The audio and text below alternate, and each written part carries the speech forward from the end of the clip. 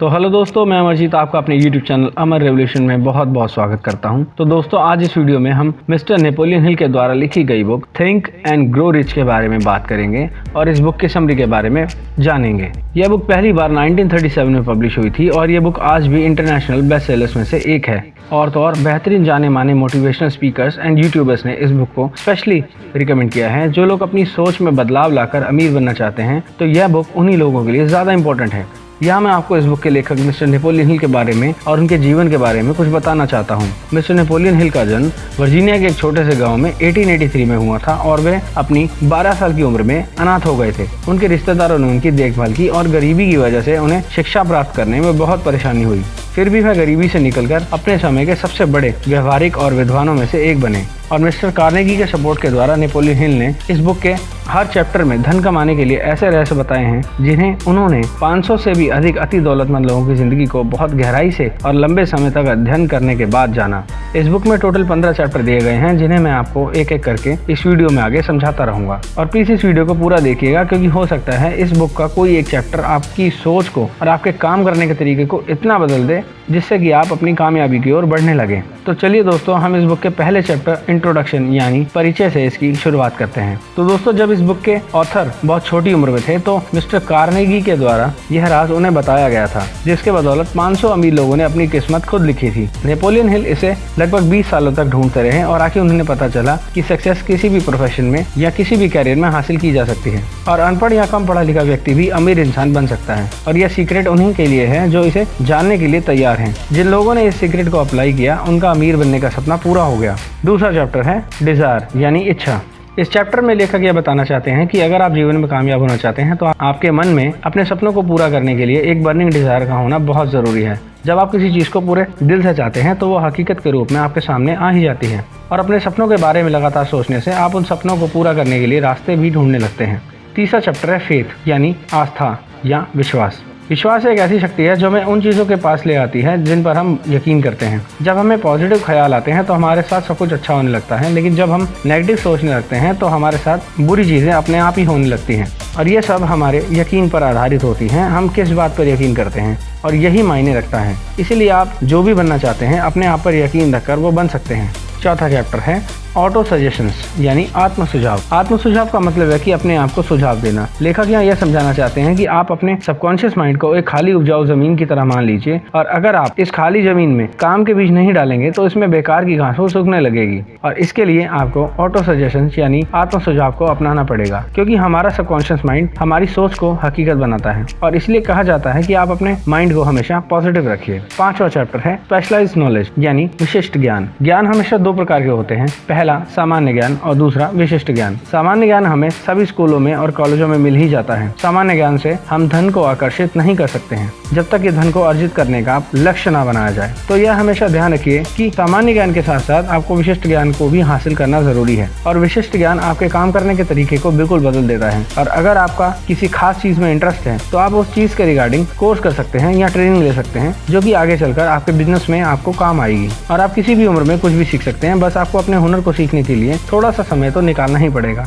छठा चैप्टर है इमेजिनेशन, कल्पना। कल्पना ही एक ऐसा टूल है जिससे एक इंसान अपने प्लान्स को सही आकार दे सकता है और आपको हमेशा अपने कामयाबी के लिए रचनात्मक कल्पना का इस्तेमाल करना चाहिए क्योंकि इस कल्पना ने ही इंसान को हवा में पक्षियों से बेहतर उड़ना सिखा दिया है। और अब इंसान ने अपनी कल्पना शक्ति के बल पर अपनी गाड़ियों की रफ्तार लगभग 600 मील के आसपास तो कर ही ली है और वह तेजी से यात्रा करने लायक बन गया है और इस कल्पना ने मानव जीवन को बहुत उन्नत कर दिया है। यहाँ लेखक यह बताना चाहते हैं कि अगर आप अपने आप को धनवान बनाना चाहते हैं तो आप अपने अंदर हमेशा क्रिएटिव इमेजिनेशंस को रखें। आपको बहुत ही कामयाब बनाने में यह सहायक होगी। सातवां चैप्टर है ऑर्गेनाइज प्लानिंग यानी सुव्यवस्थित योजना। जी हाँ दोस्तों, यहाँ हमें लेखक बताना चाहते हैं कि आपके पास अपने लक्ष्य को पाने के लिए सुव्यवस्थित योजना होना बहुत ज़रूरी है क्योंकि बिना प्लानिंग के आप अपने लक्ष्य को पूरी तरह हासिल नहीं कर पाएंगे। जैसे कि आप दौलत कैसे कमाएंगे और आप अपनी दौलत को कमाने के लिए क्या काम करेंगे। अपनी दौलत को हासिल करने के लिए और बरकरार रखने के लिए आपके पास पूरी प्लानिंग होनी चाहिए। आठवां चैप्टर है डिसीजन यानी निर्णय। लेखक के अनुसार उन्होंने लगभग 25,000 लोगों पर एक विश्लेषण किया जिसमें पुरुष और महिलाएं दोनों शामिल थी। तो उन्हें यह पता चला कि सही समय पर निर्णय न ले पाना ही उनकी असफलता का प्रमुख कारण था। निर्णय का अभाव आपको बहुत नुकसान पहुंचाता है। आपको अपनी टालमटोल की आदत पर विजय हासिल करनी चाहिए। आपको तत्काल और निश्चय निर्णय पर पहुंचने की आदत को बनाना चाहिए क्योंकि देरी से आपका समय और आपका पैसा ही बर्बाद होता है। आप बाहर से ज़्यादा ओपिनियन लेना बंद कीजिए और अपनी बुद्धि का इस्तेमाल कीजिए और अपने निर्णय सही समय पर लीजिए और आप अपने जीवन को स्वयं बदलते हुए देखेंगे। 9वां चैप्टर है परसिस्टेंस यानी लगन। लेखक के अनुसार इच्छा शक्ति और आपकी लगन दोनों ही आपके लक्ष्य प्राप्ति के लिए बहुत इंपॉर्टेंट है। अगर आप अपने जीवन में कोई भी लक्ष्य हासिल करना चाहते हैं तो आपके अंदर उस लक्ष्य को प्राप्त करने के लिए पूरी लगन होनी ज़रूरी है। आपका पूरा ध्यान इस बात पर होना चाहिए कि आप अपने गोल को कैसे हासिल करेंगे और यहाँ आपकी लगन का मजबूत होना बहुत ज़रूरी है। 10वां चैप्टर है द पावर ऑफ मास्टरमाइंड यानी मास्टरमाइंड की शक्ति का प्रेरक बल। जी हाँ दोस्तों, लेखक हमें यहाँ यह बताना चाहते हैं कि अगर आप अपनी कामयाबी को और सफलता को जल्दी हासिल करना चाहते हैं तो आप सारी मेहनत खुद ना करके अपने मास्टरमाइंड्स ग्रुप की हेल्प ले सकते हैं। आपके इस ग्रुप में आपके जानकार और एक से ज़्यादा लोग होने चाहिए। कोई भी इंसान अपने आप बहुत बड़ी कामयाबी हासिल अकेला नहीं कर सकता है और अगर कोई इंसान बहुत ज़्यादा कामयाब होना चाहता है और लंबे समय तक अपने आप को दौलतमंद बनाकर रखना चाहता है तो उसे अपने मास्टरमाइंड्स ग्रुप की हेल्प लेनी ही पड़ती है और आप उनकी सलाह से ज़्यादा अच्छा काम कर पाएंगे, आपकी परफॉर्मेंस ज़्यादा अच्छी रहेगी। 11वां चैप्टर है the mystery of sex transmutation यानी सेक्स रूपांतरण का रहस्य। जी हाँ दोस्तों, हमें यहाँ लेखक समझाना चाहते हैं कि जैसे सेक्स की चाहत मानवीय चाहतों में सबसे शक्तिशाली चाहत है और इस चाहत के द्वारा संचालित होने पर इंसान कल्पना शक्ति, साहस, इच्छा शक्ति, लगन और रचनात्मक योग्यता हासिल कर लेता है और सेक्स की चाहत इतनी शक्तिशाली होती है कि लोग इसके लिए अपना जीवन और प्रतिष्ठा दोनों ही गंवाने के लिए जोखिम उठा लेते हैं। और अगर आप अपने माइंडसेट को और इस पावर को डाइवर्ट कर लेते हैं और इसको अपनी क्रिएटिविटी और इन्फॉर्मेशन को बढ़ाने में लगाते हैं तो आपको आश्चर्यजनक रिजल्ट्स ज़रूर मिलेंगे। जो लोग हमेशा इस शक्ति से अपने शरीर की भूख को शांत करने में लगे रहते हैं वो ज़्यादातर गरीब, दुखी और परेशान ही रहते हैं। 12वां चैप्टर है द सबकॉन्शियस माइंड यानी अंतर्मन। तो जैसा आप सब जानते हैं हमारे सबकॉन्शियस माइंड पर हमारा कोई कंट्रोल नहीं होता है, लेकिन यह फिर भी हमारा एक महत्वपूर्ण हिस्सा होता है। यह हमारी इकाइयों को, हमारी भावनाओं को और हमारे फैसले लेने की ताकत को कंट्रोल करता है और आपको सिर्फ यह करना है कि आप अपने मन के अंदर हमेशा पॉजिटिव विचार रखें और यह पॉजिटिव विचार धीरे धीरे आपके सबकॉन्शियस माइंड में बैठ जाएंगे और धीरे धीरे आपको सफलता की ओर ले जाने लगेंगे। कभी भी अपने मन में नेगेटिव विचार न आने दें। कोशिश करें प्यार, रोमांस, उम्मीद और खुशियों को अपनी आदत बना लें। 13वां चैप्टर है द ब्रेन यानी मन। जैसा आप सब लोग जानते हैं कि हमारा दिमाग दुनिया की सबसे पावरफुल मशीन है। यह एक व्यक्ति से दूसरे व्यक्ति के बीच विचारों को रिसीव एंड सेंड दोनों कर सकता है और हमारे विचारों की ताकत का हमारी सफलता में बहुत बड़ा हाथ होता है। जो चैप्टर आपको अभी ऊपर बताए गए हैं उन्हीं के बारे में सोचकर आप अपनी शुरुआत कर सकते हैं। क्या आप जानते हैं कि हमारे दिमाग में सेरेब्रल कॉर्टेक्स में 10 से लेकर 14,000 नर्व सेल्स पाए जाते हैं। इससे भी इंटरेस्टिंग बात यह है कि ये सारे सेल्स एक साथ एक खास तरीके में मर्ज होते हैं। हमारे अंदर ऐसी पावर है कि हम तुरंत फैसले ले सकते हैं और हारने के बाद भी दोबारा कोशिश कर सकते हैं। 14वां चैप्टर है द सिक्स्थ सेंस यानी छठी इंद्रियां।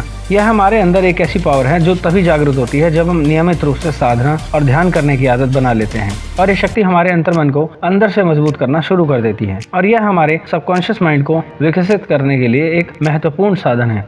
इस शक्ति का महत्व यह है कि आपको अपने जीवन में आने वाले खतरों का और आने वाले हसीन मौकों का अंदाज़ा पहले से ही हो जाता है ताकि आप बुरे वक्त में अपना बचाव कर सकें और अच्छे मौकों को एक्सेप्ट कर सकें। 15वां चैप्टर है कि डर के भूतों को आप अपने अंदर से कैसे भगाएं। जी हाँ, कभी ना कभी अपने ऊपर भरोसा ना होने की वजह से हमारे अंदर अजीब से डर पैदा होने लगते हैं, जैसे मौत का डर, गरीबी का डर, आलोचना का डर, खराब सेहत का डर, प्यार के खो जाने का डर, बुढ़ापे का डर।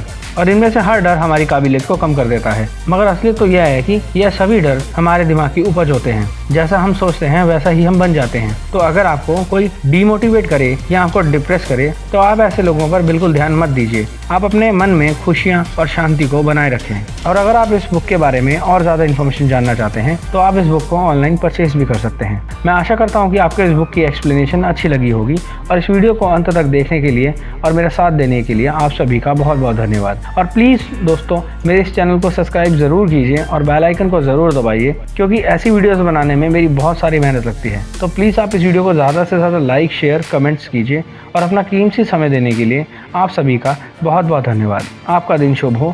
Thank you so much.